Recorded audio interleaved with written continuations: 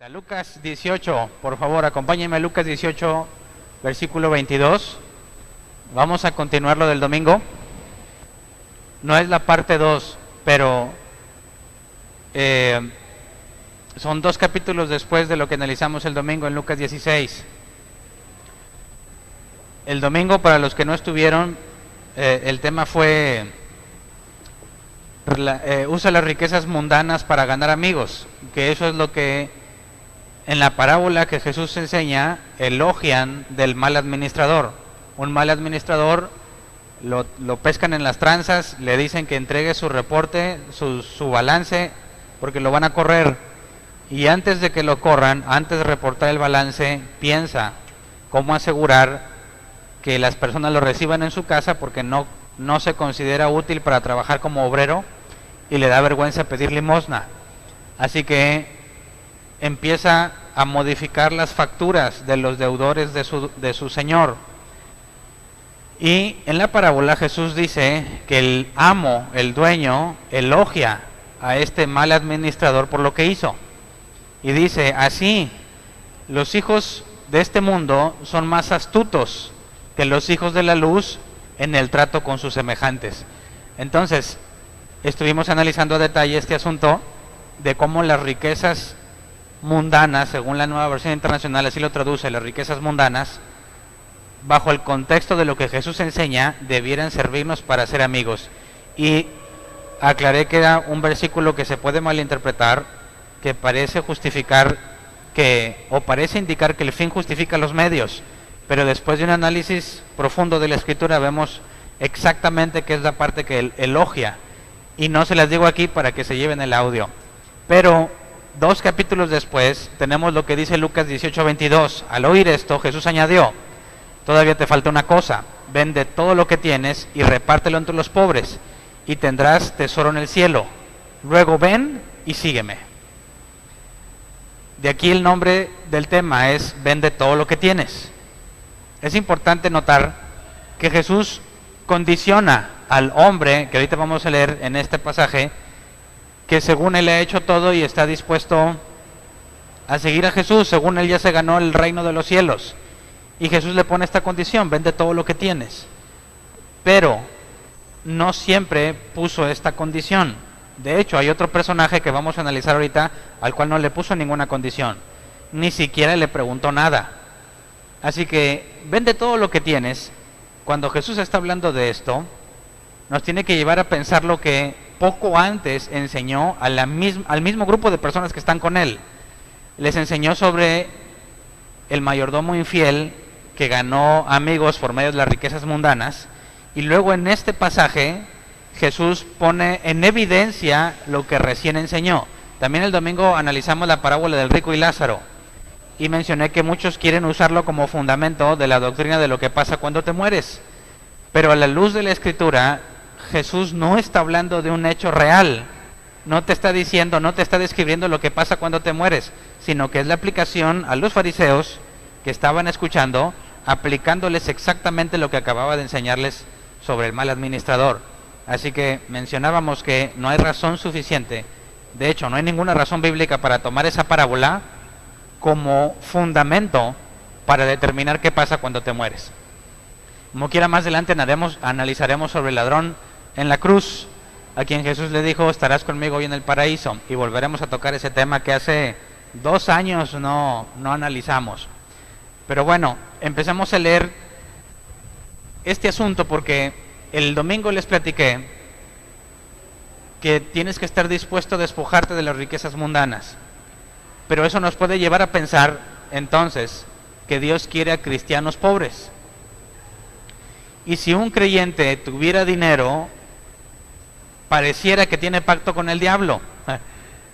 Porque muchos, a raíz de pasajes como este, leamos Lucas 18:25, dice, en realidad le resultaría más fácil a un camello pasar por el ojo de una aguja que a un rico entrar en el reino de Dios.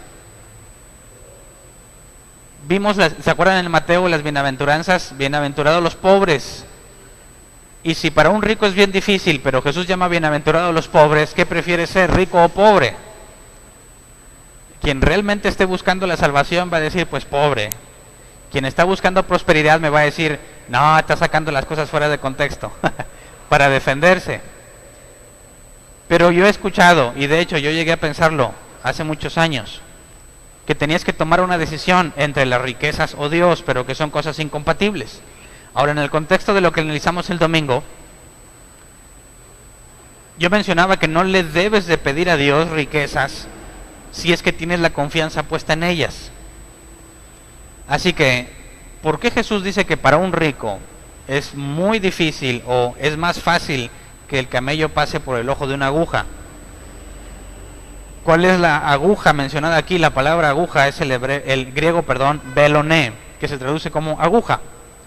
Así que, ¿a qué se está refiriendo Jesús? No podemos saber con exactitud. No sé si había algo parecido a una aguja, o como otros aseguran, que era una especie de puerta o ventana. Puede ser, pero la Biblia no nos da información, no nos da la certeza de a qué parte se está refiriendo, como cuando Jesús habló de la sal, que la Biblia nos traduce que si se volviese insípida, pero el original no habla de insípido, habla de perder su propósito o su uso. Y puesto que había cientos de usos de la sal, no podríamos saber a ciencia cierta a cuál uso se refería, como aislante, como preservador de alimentos, como sazonador, no sabemos. En este caso, ¿a qué se estará refiriendo Jesús cuando dice que es más fácil que un camello pase por el ojo de una aguja? ¿Es posible que un rico entre al reino de los cielos o no? Como no sabemos a qué aguja se refiere, trata de imaginártelo mínimo, una ventanita pequeña de algún lugar. Un camello, ¿de qué tamaño son los camellos? ¿Quién ha estado a un lado de un camello? Mínimo en el circo, ¿quién fue al circo y vio los camellos? Haz que el camello se eche, puede pasar por una ventana pequeña y dices, bueno, pues quizás con mucho esfuerzo, no sé. Pero aquí tenemos que tomar una conclusión. Jesús está hablando que es difícil que el rico entre o que es imposible. ¿Es imposible o es posible? Que el camello pase por el ojo de una aguja. Si usaban algo parecido a una aguja para confeccionar algo, es imposible. Si es una ventana pequeña, quizás con mucho esfuerzo y dependiendo de la edad del camello, existiría la posibilidad de que pase. Pero en el contexto de lo que Jesús está hablando, está diciendo que es imposible y pone un ejemplo, una hipérbole, un ejemplo exagerado de imaginar a un camello pasar por el ojo de una aguja. ¿Es imposible o es posible? Tendríamos que analizar lo que vimos el domingo, porque Jesús dijo que es imposible servir a dos señores. No puedes servir a Dios y a las riquezas. Y analizamos el domingo también donde Jesús dijo que tienes que dejarlo todo, estar dispuesto a dejarlo todo con tal de seguir a Jesús. Así que es probable que un rico entre al reino de los cielos o no.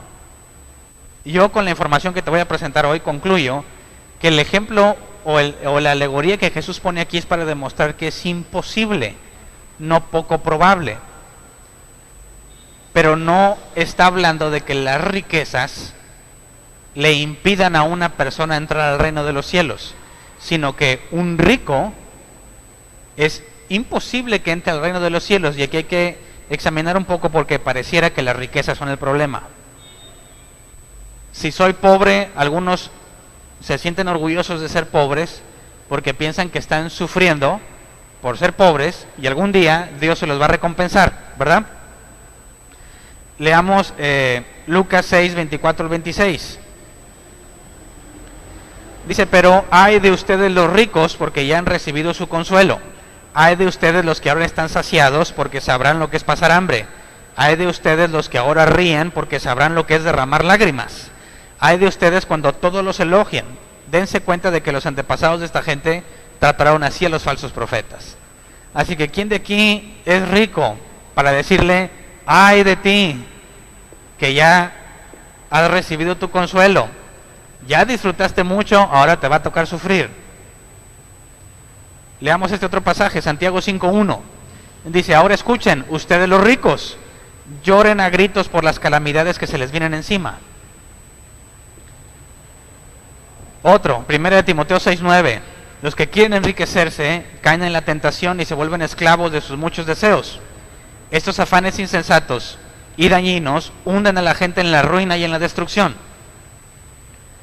Así que, ¿es posible que un rico entre al reino de los cielos o no? Según los pasajes que hemos estado leyendo. Ahora vamos a Primera de Reyes 3:13. Dice, además, aunque no me lo has pedido, te daré tantas riquezas y esplendor que en toda tu vida ningún rey podrá compararse contigo. Dios le está hablando a Salomón y le está dando riquezas. Pero Jesús dijo que es imposible que un rico entre al reino de los cielos. ¿Por qué Dios le da riquezas a Salomón? ¿Lo está excluyendo del reino de los cielos? Si las riquezas, si ser rico te hace disfrutar, dice, ay de ti porque luego te va a hacer sufrir. Si los ricos que ahora están felices van a llorar, ¿por qué Dios le da riquezas a Salomón? Y luego dice Proverbios 10:22, la bendición del Señor trae riquezas y nada se gana con preocuparse. ¿Cómo es posible que las riquezas eviten que yo entre al reino de los cielos, pero su bendición me da riquezas? Entonces, ¿me está bendiciendo o me está mandando al infierno cuando me da riquezas? ¿Las riquezas son malas o son buenas? ¿Es malo tener riquezas o no es malo tener riquezas? ¿Es mejor ser pobre? Ahí está el asunto. ¿Qué prefieres tú como cristiano? Yo el domingo hablaba, no puede ser tu enfoque en las riquezas porque según Jesús, ¿te enfocas en las riquezas o te enfocas en Dios? No hay de otra. Tu tiempo, tu esfuerzo, tu ingenio, puedes ocuparlo en enriquecerte o en servirle, pero no las dos cosas, según Jesús. Entonces, si Dios te enriquece, ¿va a ser más difícil que entres al reino de los cielos? Si Dios te hace pobre, ¿va a ser más fácil que entres? ¿Qué deseas, ser rico o ser pobre? Ese es el dilema. Tenemos pasajes en la Escritura que nos parecen contrarios.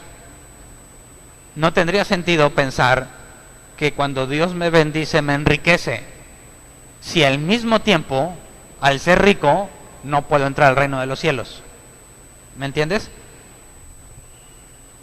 Hay aparentemente una contradicción. Dios te enriquece como bendición, pero si la riqueza me impide entrar al reino de los cielos, entonces no es bendición, es maldición. Así que tenemos que analizar más a detalle para determinar, dado que confiamos y sabemos que la Escritura es palabra de Dios, y si fue inspirada por Dios, de la palabra griega que implica exhalar, que proviene de su boca, es imposible que haya contradicciones. Entonces, le damos el beneficio de la duda al Espíritu Santo y dudamos de nosotros. Quizás algo no lo hemos entendido bien, pero eso requiere humildad. Decir, prefiero pensar que Dios es más sabio que yo y hay algo que yo no estoy entendiendo, en lugar de decir lo que dicen los ateos cuando leen la Biblia. Dices, mira qué mugrero, son tan obvias las contradicciones que no tiene sentido creer en este libro. Así que analicemos un poco más a profundidad lo que pasa con dos personajes y las riquezas que reciben. Leamos Lucas 18 al 25. Dice, cierto dirigente le preguntó, maestro bueno, ¿qué tengo que hacer para dar la vida eterna? ¿Por qué me llamas bueno?, respondió Jesús. Nadie es bueno sino solo Dios. Pausa. ¿Por qué Jesús dijo eso? ¿Jesús no era bueno? ¿Jesús era bueno o no era bueno? Si dice, sí, Jesús era bueno, entonces ¿por qué le dice, ¿por qué me llamas bueno? Nada más Dios es bueno. Y si Jesús era malo, ¿cómo fue que no tuvo pecado? Así que, ¿por cuál votas? ¿Era bueno o era malo? Levante la mano el que dice que era bueno. 1, 2, 3, 4, 5, 6. Entonces, ¿por qué le dijo que por qué me llamas bueno? Si nada más Dios es bueno. ¿Mande? Ah, ok, pero entonces él es bueno o no. ¿No tendría que ser malo? Ok, pero entonces ¿es bueno o es malo? Los ateos dicen, mira, si Jesús fuese Dios, ¿por qué no dijo, sí, yo soy bueno? Porque Dios es bueno y yo también. Y si es malo, entonces no era Dios, ¿verdad? Nosotros decimos, Jesús es Dios. Pero cuando Jesús anduvo aquí en la tierra, el trono celestial no se quedó solo, ¿verdad? Sino que a pesar de que Dios está en su trono, Jesús estuvo aquí en la tierra. Porque son uno, pero su unidad es compleja. Hace varias semanas lo mencioné. Cuando Dios visita a Abraham antes de destruir Sodoma y Gomorra, ¿se quedó vacío el trono? No, es imposible porque Dios es omnipresente. Pero cuando viene y se muestra a Abraham, Abraham lo ve como un hombre y lo reconoce como Dios.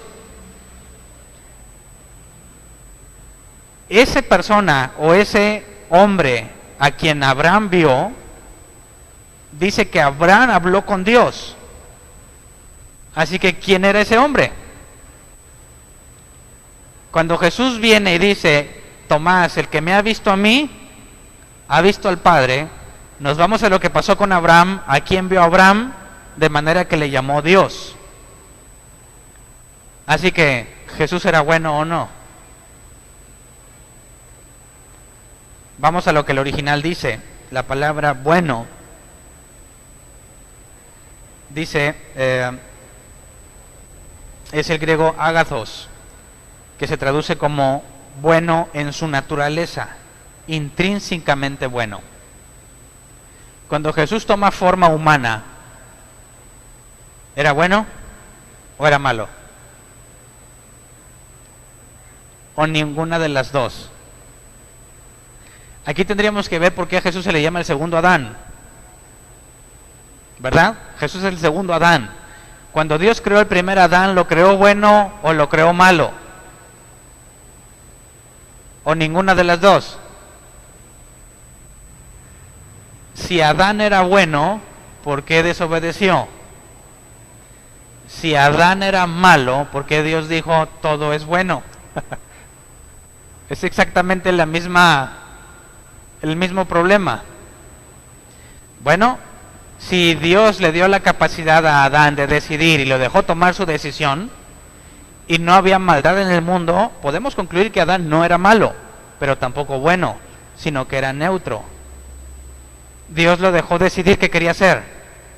Cuando ves a Jesús, si Jesús fue tentado en todo, ¿tendría sentido tentarlo cuando Él no puede pecar porque es bueno? No tiene sentido. Pero si Jesús era malo, ¿por qué no pecó? Así que cuando nos habla que es como el segundo Adán, nos habla de que en Jesús se presentó exactamente la misma decisión que en Adán, cuando fue tentado en el desierto. Pero Jesús decidió permanecer obediente. Por cuanto fue obediente hasta la muerte, y muerte de cruz, fue exaltado sobre todo nombre. Si analizamos esto, es que Jesús era Dios y era bueno y viene a la tierra. ¿Cómo aprendió la obediencia si Él ya es bueno? Y la Biblia dice, si no me equivoco en la carta a los Hebreos, que por el medio del sufrimiento aprendió la obediencia. Si la Biblia nos dice, Lucas nos dice que Jesús iba creciendo en gracia y sabiduría, entonces no era perfecto. Hubo un progreso en su vida. Así que cuando viene este joven, maestro bueno, ¿por qué Jesús le dice, ¿por qué me llamas bueno?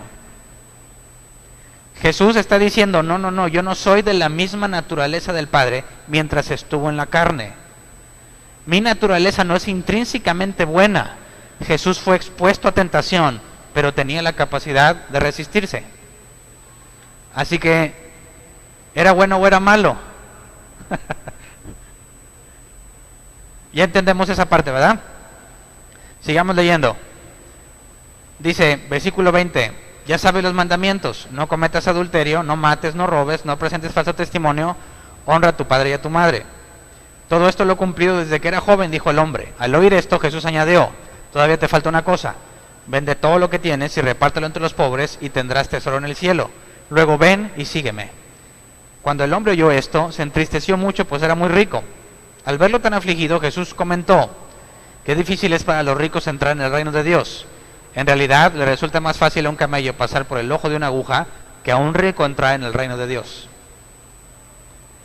Entonces, quiero que te imagines junto conmigo esta situación. El joven llevó a Jesús aparte para hablar con él. No. Se acerca y entre toda la multitud que está con Jesús, le dice: maestro bueno, ¿qué tengo que hacer? Pero no es una pregunta honesta. No es una pregunta genuina. Esa no es una duda. Está esperando a que la respuesta sea proporcionada de acuerdo a lo que él espera, las obras de la ley, para decir: todo lo he cumplido. Así que cuando Jesús se da cuenta de que su duda no es genuina y que está seguro que ha cumplido todo lo que la ley dice, Jesús se da cuenta de un problema. Un problema que el apóstol Pablo nos explica en la carta a los Romanos: que por medio de las obras de la ley nadie es justificado y que nadie puede cumplir a plenitud las obras de la ley, porque la ley fue dada para que entendiéramos que somos pecadores. Así que cuando este joven dirigente rico dice: todo lo he cumplido, hay un problema, ¿verdad? Él piensa que es perfecto. Son como los que dicen: Señor, ya ven, llévanos. ¿Por qué? Si te quieres ir ya, es una cosa que tú te quieras ir, pero otra cosa es que Jesús venga, ¿no? ¿Tú quieres que Jesús ya venga o que no venga?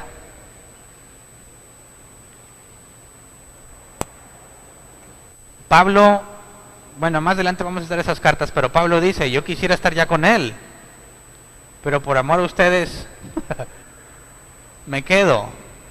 Para mí, decía Pablo, el morir es ganancia. Por mí no hay ningún problema en que me vaya, pero por el bien de ustedes, decía Pablo, que les falta perfeccionar, que les falta entender, que les falta avanzar, necesitan decir: Dios, dame chance. ¿Qué tal de todos los que falten por atender el llamado de Dios? Cuando tú dices: ven ya, Dios, ya, llévame ya, pero no nomás a mí, ven por todos, como que en cierta forma te olvidas de todos los demás. En cierta forma pensamos que todo está bien, que ya, llévame ahorita que ando bien. Y si ando mal, le digo: Señor, por favor, ten misericordia de mí. Y no le digo: ven por mí ya, porque me siento mal. Este joven rico, ante todos, dice: yo ya todo lo he cumplido. ¿Y qué hace Jesús ante el comportamiento de alguien que ya se siente suficiente? Que alguien que siente que ya llegó, está en la cima. ¿Por qué? Porque otro evangelio nos dice que era joven, es un dirigente y es rico. Y dice que guarda todos los mandamientos de la ley. Así que hasta donde él alcanza a ver, es perfecto. Eso mismo hacen muchos cristianos.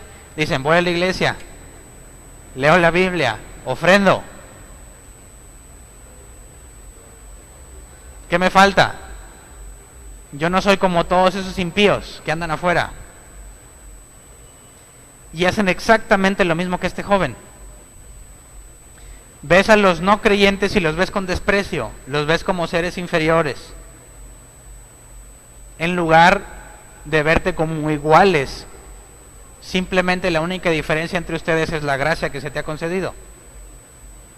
Porque a pesar de que ya no pecas como antes, o ya no pecas como él, sigues pecando, ¿sí o no? Así que ¿dejaste de ser pecador? No. Y él también es un pecador. Así que este joven rico necesita una lección. Y me llama la atención que Jesús no lo alecciona en privado, sino que en público.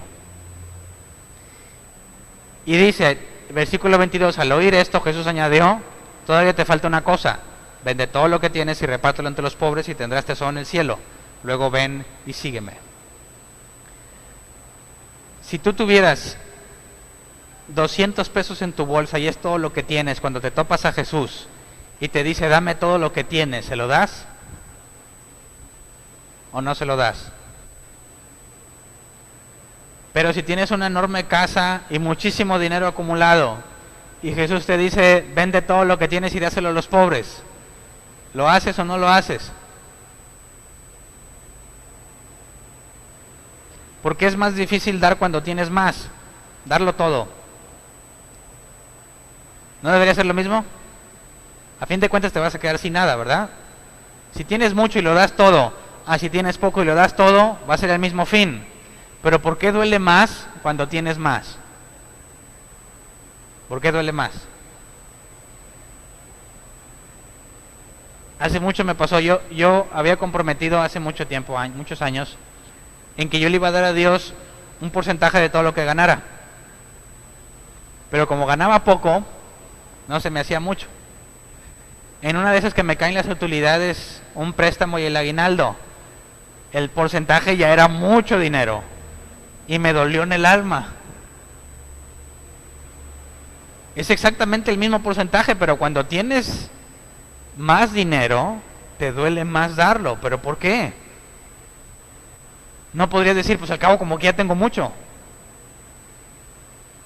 Hay algo que nos estorba. Y Jesús saca a la luz ese problema. ¿Tú crees que ya tienes todo? Bueno, vende todo lo que tienes. Y el joven rico, dirigente, que se sentía perfecto, se deprime, dice el versículo 23, cuando el hombre oyó esto, se entristeció mucho, pues era muy rico. ¿Ves?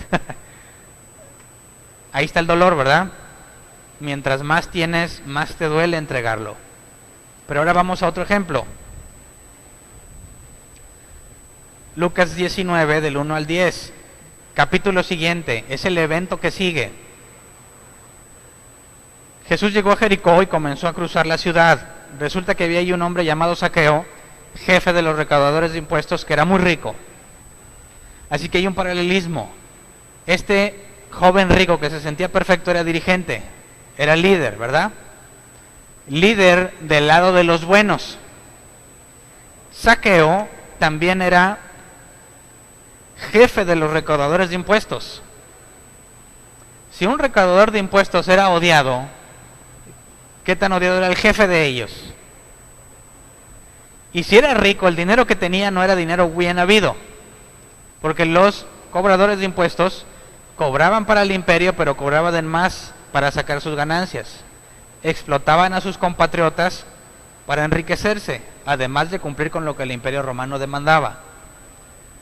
Así que tiene mucho dinero mal habido. El joven rico que guarda los mandamientos tiene mucho dinero bien habido. Dice versículo 3, estaba tratando de ver quién era Jesús, pero la multitud se lo impedía, pues era de baja estatura, estaba chaparrito. Por eso se adelantó corriendo y se subió a un árbol para poder verlo, ya que Jesús iba a pasar por allí. Llegando al lugar, Jesús miró hacia arriba y le dijo, Zaqueo, baja enseguida, tengo que quedarme hoy en tu casa. Así que se apresuró a bajar y muy contento recibió a Jesús en su casa. Al ver esto, todos empezaron a murmurar, ha ido a hospedarse con un pecador. Pero Zaqueo dijo resueltamente, mira Señor, ahora mismo voy a dar a los pobres la mitad de mis bienes. Y si en algo he defraudado a alguien, le devolveré 4 veces la cantidad que sea. Hoy ha llegado la salvación a esta casa, le dijo Jesús, ya que este también es hijo de Abraham, porque el Hijo del Hombre vino a buscar y a salvar lo que se había perdido. ¿Por qué no le puso ninguna condición a Zaqueo? ¿Por qué no le pidió que vendiera todo lo que tenía? ¿Y por qué al rico, bueno, entre comillas, a él sí le dice, vende todo y luego me sigues? ¿Cuál es la diferencia? ¿El problema de la riqueza, bien habida o mal habida? Este hombre que tiene riquezas mal habidas, Jesús dice, llegó la salvación a esta casa. Y al rico que guarda los mandamientos, le dice, no pueden entrar al reino de los cielos. ¿Cuál es el problema? ¿La riqueza? No puede ser la riqueza el problema, porque ya vimos que cuando Dios bendice trae riqueza. Y Dios le dio a Salomón riquezas. Así que la riqueza en sí misma no es mala. La riqueza no es buena ni mala. Pero la actitud de Zaqueo es muy distinta a la actitud del joven rico, ¿verdad? Zaqueo sabe que es malo. El joven rico piensa que es bueno. El joven rico piensa que va al cielo. Zaqueo sabe que no puede esperar eso. Pero en cuestión de riquezas, Zaqueo se desprende de la mitad sin que Jesús dijera nada y dice, y con la mitad que me queda le voy a dar 4 veces más a todo el que está fe. Así que es muy probable que se quede con ¿cuánto? Si prácticamente todo lo que ganaba era haciendo trampa. Y el joven rico que Jesús le dice, sígueme, pero primero vende todo, se agüita. ¿Cuál era el problema? La persona. ¿Qué hay dentro de la persona? ¿Qué es el dinero para ti? Por eso esto tiene que ver con lo que se elogió del mal administrador. ¿Qué es para ti el dinero? Ese es el problema. Y leamos pasajes donde nos explican precisamente este problema. Proverbios 18:11. Dice, ciudad amurallada es la riqueza para el rico, y éste cree que sus muros son inexpugnables. Pero la palabra inexpugnable no me trae ningún entendimiento, no sé. Leamos traducción lenguaje actual, dice, el rico cree estar protegido, piensa que sus riquezas son como una ciudad con murallas donde nadie puede hacerle daño. ¿Cierto o no cierto? El que tiene dinero piensa que está seguro, ¿sí o no? Es más, hasta dice, ¿qué importa si me enfermo? Tengo dinero para los seguros médicos, ¿verdad? ¿Qué importa si choco? Tengo cobertura amplia. ¿Sí o no el dinero les da más confianza? Sí. ¿Por qué? Porque eso es lo que se imagina. Él cree eso. Es la forma en la que él ve el dinero. Su confianza, su fortaleza, su seguridad está puesta en el dinero. Luego vamos a Proverbios 28:11. Dice, el rico se las da de sabio, el pobre pero inteligente lo desenmascara. ¿Acaso los ricos no piensan que saben más que los demás porque son ricos? Sí. ¿Por qué piensan que saben más que los demás? Pues porque los demás no han hecho el dinero que él ha hecho. ¿Cuál es la conclusión de que una persona tenga más dinero que otra? Dicen, pues porque yo sé hacerlo.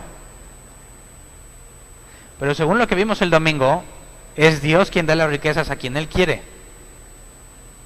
A veces para bien y a veces permite que las tengas para mal. Pero no es mérito de la persona. ¿Me explico? Entonces se las da de sabio. Ahí está, llega el joven rico, ¿verdad? Bien seguro con lo que tiene.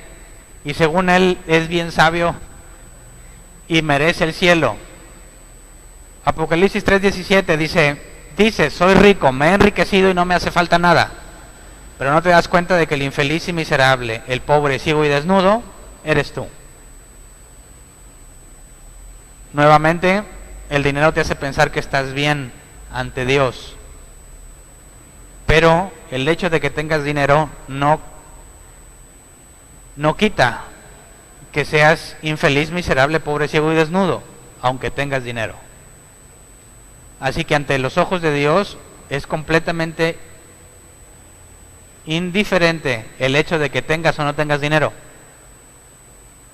Salmo 62:10, no confíen en la extorsión ni se hagan ilusiones con sus rapiñas, y aunque se multipliquen sus riquezas, no pongan el corazón en ellas. Y la palabra corazón es el hebreo lev, mente, hombre interior, voluntad. Esa es la parte en la que Jesús dice, no puedes enfocarte en Dios y en las riquezas. ¿Qué dice el salmista? No pongas la mente en ellas. Ese es el problema. Así que puede haber creyentes genuinos, ricos. Sí. Pero hay una característica muy particular. No se enfocaron en obtener la riqueza. ¿Cómo fue que Salomón obtuvo las riquezas? Dios se las dio. ¿O él se enfocó? Ahí está el punto. Entonces,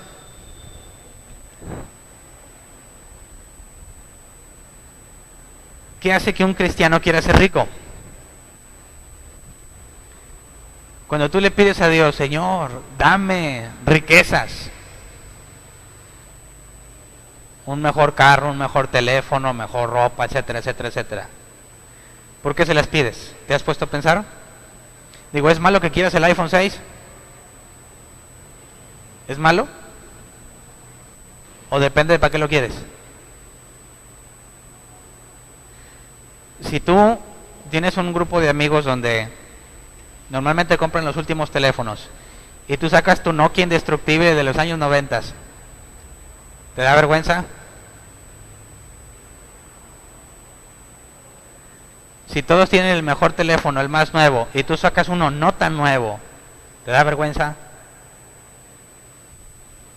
Mejor ni lo sacas, ¿verdad? Entonces cuando le dices, Señor, por favor concédeme el iPhone 6, ¿qué es lo que estás pidiendo? Te aseguro que no estás pidiendo el iPhone 6. Estás pidiendo ser aceptado. Estás pidiendo ser notado. Estás pidiendo ser distinto. Hay algo que te avergüenza al no tener ese teléfono. Y cuando le pides eso a Dios, demuestras dónde está tu corazón. En ese caso yo veo muy difícil que Dios te lo conceda como bendición. Pero si tú dices, yo quiero un teléfono mínimo donde reciba correos y pueda ver las redes sociales porque son útiles. No me importa si me aceptas o no, si te gusta o no te gusta mi modelo. Es algo que requiero. Y si lo pides a Dios, ¿te lo concederá? Te dirá, está bien. Una cosa es que el teléfono sea una herramienta y otra cosa es que el teléfono sea parte de tu identidad. Cuando tú pones tu mente en un teléfono, en algo, la Biblia le llama idolatría. Porque todo tu enfoque debe estar en Dios. Y cuando tienes un enfoque mayor que el de Dios, eres un idólatra. Porque quien que conoce a Dios, que tiene una relación con Él, le dice, Dios, no tengo tiempo para ti porque me estoy esforzando en conseguir un iPhone 6. ¿Entiendes la incongruencia? Así que, ¿es probable que un rico se salve o es imposible? Bajo el contexto de alguien como el joven rico dirigente quiere entrar al reino de los cielos. ¿Es posible? Es imposible. Por eso Jesús decía, necesitas dejarlo todo, todo. Pero, ¿tengo que vender todo lo que tengo para hacerme cristiano? No. ¿Se lo pidió a Zaqueo? No. Cuando Pablo predicaba, ¿les pedía a toda la gente que vendieran todo para que se acercaran al reino de los cielos? No. Pero sí te dice Jesús, si alguien ama más a su padre o a su madre, hermana, hermanos, hijos, terrenos, casas, lo que sea, no es digno de mí. Entonces quizás algunos van a decir, dinero, ten, no me importa, yo quiero a Dios. Pero te va a decir, pero no andes con esa chava. No, Señor. Todo menos eso. Pídeme cualquier cosa menos eso. El asunto es que Dios te va a decir, entrégame eso que amas. Llámese dinero, casa, lo que sea. Te va a decir, dámelo, porque eso te estorba. No puedes ser mi discípulo. No porque te haga el feo. No porque diga, no, tú, fuchi, no. Sino que no vas a caminar tras Él porque vas a andar tras otra cosa. No puedes ser mi discípulo, es porque tú no vas a poder.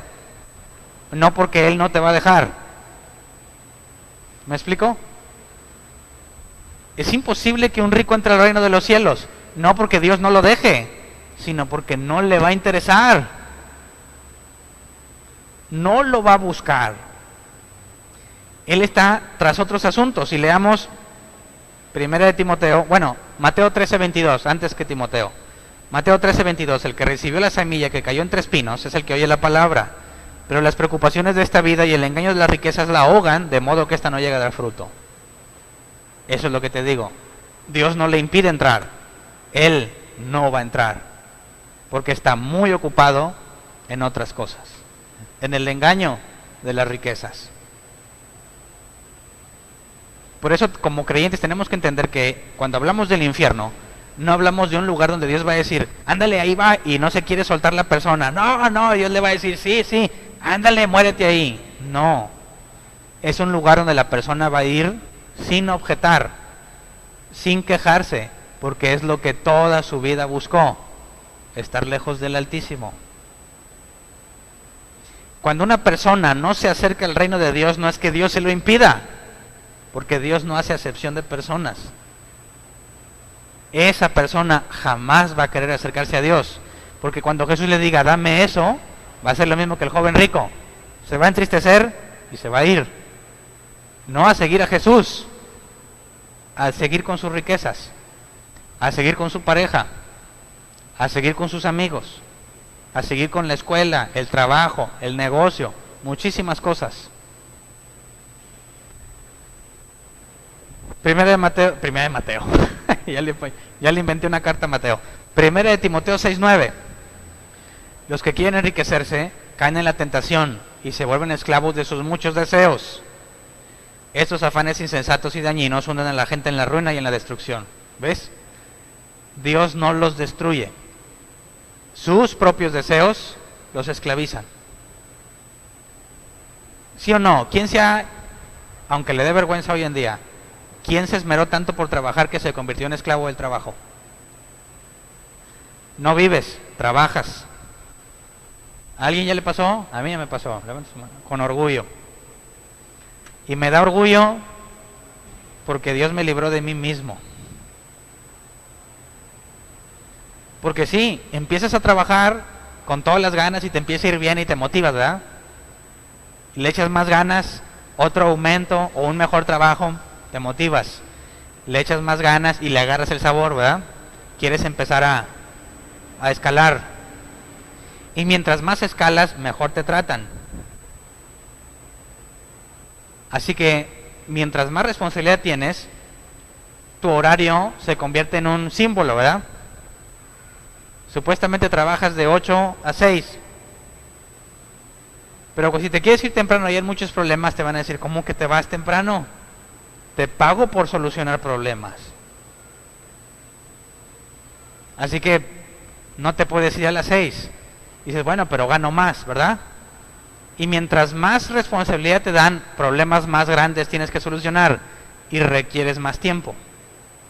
Así que terminas viviendo en la oficina. Y dices, ¿qué? Pero soy gerente. Sí, pero los únicos que saben son los que están en la oficina.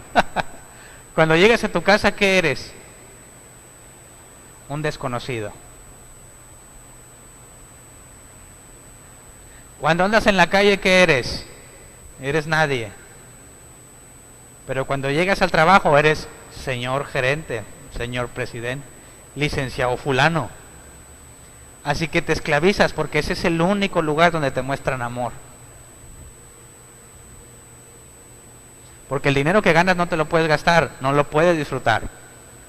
A mí me pasó, empecé a ganar muy bien para poder tomarnos vacaciones bien.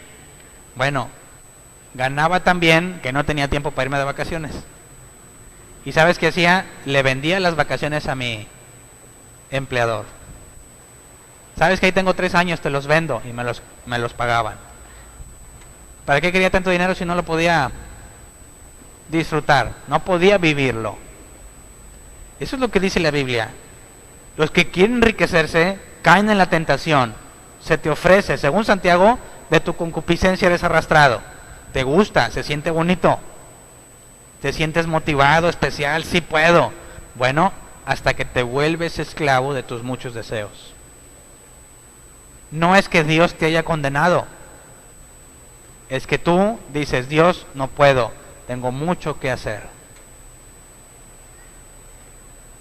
Y según Pablo, la carta a Timoteo, terminas en la ruina y en la destrucción. Yo he visto muchos, hasta ahorita no conozco a nadie que sea un hombre o mujer muy exitoso en la vida profesional y que al mismo tiempo su familia no esté destruida. Casi todos los éxitos profesionales es a costa de su familia. ¿Verdad? Así que, ¿cómo puede ser que la Biblia sea tan vieja y todavía aplique? No dicen los ateos, ¿cómo le haces caso a un libro de hace miles de años? Está completamente anticuado. ¿Y por qué sigue aplicando? Porque este libro no nos habla de lo que pasa con la cultura. Aunque habla de la cultura, no está hablando de la cultura. Está hablando de tu naturaleza y la mía. Y esa naturaleza sigue siendo la misma desde que Adán y Eva mordieron el fruto. Eclesiastés 5:19. ¿Cómo le hago entonces para saber si la riqueza que tengo viene de Dios o no? Dice Eclesiastés 5:19, además, a quien Dios le concede abundancia y riquezas, también le concede comer de ellas, y tomar su parte, y disfrutar de sus afanes, pues esto es don de Dios. Ahí está. Quien tenga riqueza que Dios le haya concedido, tiene la capacidad de disfrutarla. Así que esta riqueza no te esclaviza por tus deseos, porque según Jesús, no fue tu enfoque conseguirla. Tu enfoque es Dios. Y si Él ha decidido darte en abundancia, como vimos el domingo, los ricos sean abundantes en buenas obras. Solo alguien cuyo enfoque no está en la riqueza, sino en Dios, puede ser abundante en buenas obras con el dinero que recibe. Quien está enfocado en las riquezas no las va a querer repartir. Entonces, hay otras personas, leamos Eclesiastés 6:2, dice, algunos, Dios les da abundancia, riquezas y honores, y no les falta nada que pudieran desear, pero es a otros a quienes les concede disfrutar de todo ello. Esto es absurdo y un mal terrible. Ahí está el joven rico. Tiene riquezas, honores, lo que pueda desear, pero no tiene la capacidad de disfrutarlo. De manera que cuando le dicen, entrégalo, no, porque la riqueza es su deseo. 1 Timoteo 6:17. A los ricos de este mundo mándales que no sean arrogantes, ni pongan su esperanza en las riquezas, que son tan inseguras, sino en Dios que nos provee de todo en abundancia para que lo disfrutemos. Ahí está la clave. Ricos creyentes, pero que no tienen su confianza puesta en las riquezas, sino en Dios que provee todo en abundancia para que lo disfrutemos. Ahí está. Él te dio en abundancia y te capacita para disfrutarlo. Por eso demuestras que tu confianza está puesta en Dios que te lo proveyó. Si tu enfoque es las riquezas, Jesús dijo, no entras al reino de los cielos. Por último, Jeremías 9, 23 y 24. Dice, así dice el Señor, que no se gloríe el sabio de su sabiduría, ni el poderoso de su poder, ni el rico de su riqueza.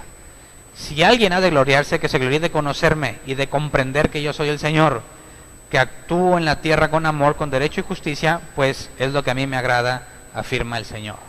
Entonces, si te vas a enorgullecer, en el buen sentido, sentirte especial, bien, contento, no es por tu poder, por tu riqueza, ni por tu sabiduría, sino porque comprendes a Dios.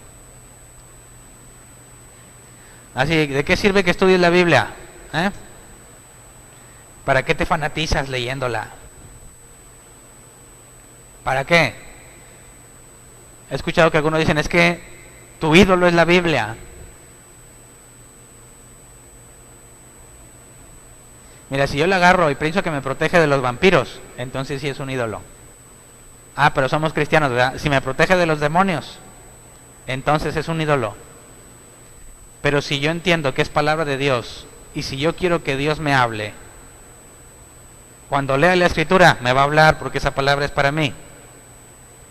Y me lleva a conocerlo cada vez más a Él. Es un orgullo, según permitido. ¿Te vas a gloriar? Gloríate de conocerme y de comprenderme. Así que cuando estudias la Biblia, no buscas acumular conocimiento, buscas conocer al autor de la Biblia. Por eso, cuando una persona sube a un púlpito, a una plataforma, y te habla, hay dos opciones: te habla de lo que él cree o te habla de lo que la Biblia dice. Si te habla de lo que él cree, ¿a quién vas a ir conociendo conforme pasa el tiempo? A ese que habla, porque lo que habla es de él. Pero si alguien te habla de lo que la Biblia dice, ¿a quién vas a ir conociendo con respecto conforme pasa el tiempo? A Dios, al Dios de la Biblia. ¿Por qué? Porque lo que te hablan no es del que está hablando, sino del que lo envió. Por eso, cuando escuches audios, predicaciones o leas, asegúrate que lo que estás recibiendo es Biblia, para que empieces a conocer a Dios. Si no es Biblia lo que recibes, vas a conocer muy bien al pastor o al predicador, a quien esté al frente, pero eso no es motivo de gloria. Maldito el hombre que confía en el hombre, dice la Biblia. Así que, ¿quién quiere ser rico?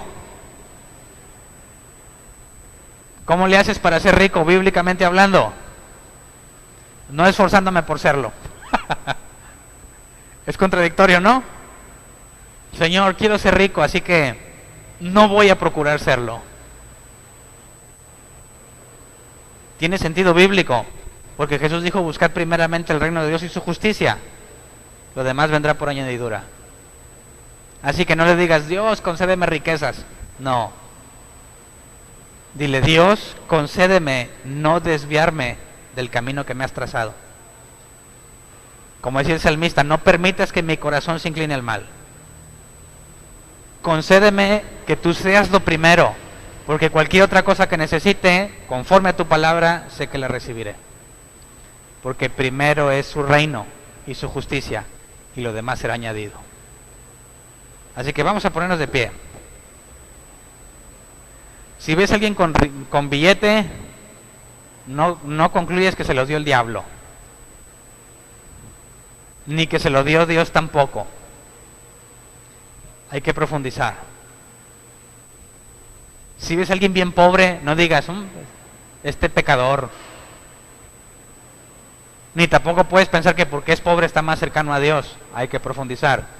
Lo único cierto es que ninguna circunstancia en tu alrededor determina qué tan cercano estás a Dios. Ni la pobreza, ni la riqueza, ni la salud, ni la enfermedad, ni el amor, ni el desamor de las personas. Son los frutos de cada individuo. Por eso, cuando Jesús le dice: vende todo lo que tienes, es una prueba para ponerle en evidencia que el que asegura ser perfecto para entrar al reino, no lo es. Así que Jesús dijo que el que se humilla a sí mismo será enaltecido, y el que a sí mismo se enaltece será humillado. El joven rico llega enaltecido y Jesús públicamente lo humilla.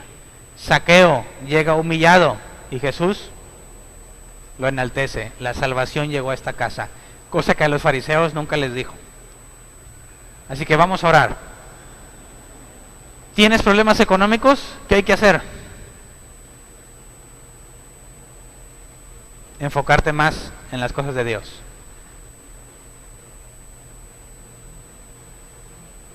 ¿Deberías de trabajar más o no? Quizás, pero nunca más que la forma en la que buscas a Dios. Trabajar mucho, hay tiempo para todo. Tiempo para trabajar, tiempo para descansar, para reír, para llorar. Habrá rachas en las que hay que trabajar mucho, pero tiene que, así como trabajas mucho, tiene que llegar el momento en que dejes de hacerlo. Por tu propio bien, para mantenerte lejos de la esclavitud de tus propios deseos. Por eso Pablo decía: sé estar en abundancia y en escasez. Todo lo puedo en Cristo que me fortalece. Así que oremos para pedirle eso a Dios, que no nos dé riqueza, no sea que nos perdamos, ni pobreza, no sea que lo avergoncemos, más bien que nos dé lo que necesitamos. ¿Estás de acuerdo? ¿Seguro? Vamos a orar entonces. Señor, perdónanos por todas las veces que nos hemos quejado cuando no tenemos lo que pensamos que era suficiente. Perdónanos por todas las veces que nos faltó y nos quejamos o pensamos que andábamos en pecado. Perdónanos por todas las veces que nos diste dinero y sentimos que lo merecíamos. Perdónanos por todas las veces que nos diste abundancia y pensamos que fue el fruto de nuestras acciones, que eran bendiciones porque éramos buenos cristianos. Perdónanos por nuestra ignorancia. Gracias por no dejarnos en esa ignorancia. Gracias por salvarnos de nosotros mismos. Gracias porque íbamos camino a la destrucción, ya sea que tuviéramos o que no tuviéramos. Nuestros propios malos deseos nos tenían esclavizados. Pero en tu misericordia decidiste abrirnos los ojos porque tú lo quisiste. Decidiste mostrarnos la luz porque tú lo quisiste, porque estábamos perdidos en nuestros pecados. Así que, reconociendo el bien que recibimos, que es completamente inmerecido, queremos orar conforme tú enseñaste a los discípulos, pidiendo que nos dieras el pan nuestro de cada día. No nos des riqueza ni pobreza, danos lo necesario para poder mantenernos fieles en tu camino. Si la abundancia nos corrompe, te pedimos en tu nombre que no nos la concedas. Si la pobreza nos corrompe, en tu nombre, en tu misericordia, no nos concedas la pobreza. Manténnos de lo necesario para permanecer fieles, para permanecer con los pies en la tierra y para permanecer agradecidos y con tiempo, esfuerzo, ingenio, dinero para trabajar en lo que nos has encomendado, Señor. Sabemos que tú eres bueno, que tú eres fiel y que así como mandaste a tus discípulos que no se llevaran doble calzado, ni doble capa, ni doble bastón, porque el obrero tiene derecho a su salario, que podamos tener confianza en que tú eres fiel y que si somos obreros tuyos y hemos trabajado para ti, sabemos que recibiremos lo que necesitamos conforme a tus riquezas en gloria. Perdónanos por cada vez que nos exaltamos o nos rebajamos innecesariamente. Ayúdanos, como dice la palabra, que cada uno tenga el concepto correcto de sí mismo. Ni pensar mucho en mí, ni abandonarme a mí mismo, sino estar en el balance correcto para permanecer fiel. Te pedimos que cada oración que hemos hecho, que no es de acuerdo a tu voluntad, no la cumplas. Que cada cosa que hemos pedido que no es de acuerdo a tu voluntad, por favor no nos la concedas. No nos entregues a nuestra obstinada voluntad, sino permítenos y concédenos caminar por tus sendas. A ti sea la gloria y la honra en todo lo que hacemos. Gracias. Amén.